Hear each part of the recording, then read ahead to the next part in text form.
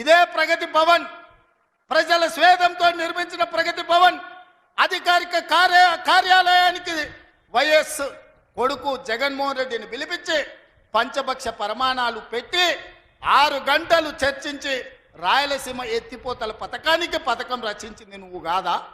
ఇది ద్రోహం కాదా?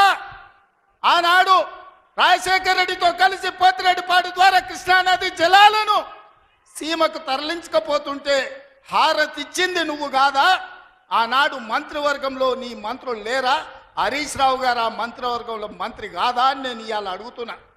అదే కాదు, జగన్మోహన్ రెడ్డి గారు ముఖ్యమంత్రి ఉన్నప్పుడు ఏ నీళ్ల కోసం తెలంగాణ రాష్ట్రం తెచ్చుకున్నామో, ఏ నీళ్ల కోసం శ్రీకాంతాచారి లాంటి యువకులు నూనూగు మిసాల యువకులు ఆత్మ బలిదానాలు చేసుకున్నారో, ఆ బలిదానాలతో సాధించుకున్న తెలంగాణలో కృష్ణానది జలాలు రంగారెడ్డి, మహబూబ్ నగర్, అదేవిధంగా నల్గొండ, ఖమ్మం జిల్లాలకు ప్రాజెక్టులకు భూములకు పారాల్సిన నీళ్లు రాయలసీమ జిల్లాలకు తరలించకపోతుంటే రాయలసీమ లిఫ్ట్ ఇరిగేషన్, అదేవిధంగా ముచ్చుమర్రి లిఫ్ట్ ఇరిగేషన్ నిర్మించుకుంటుంటే ఒక్క రోజైనా నువ్వు అడ్డుకున్నావా?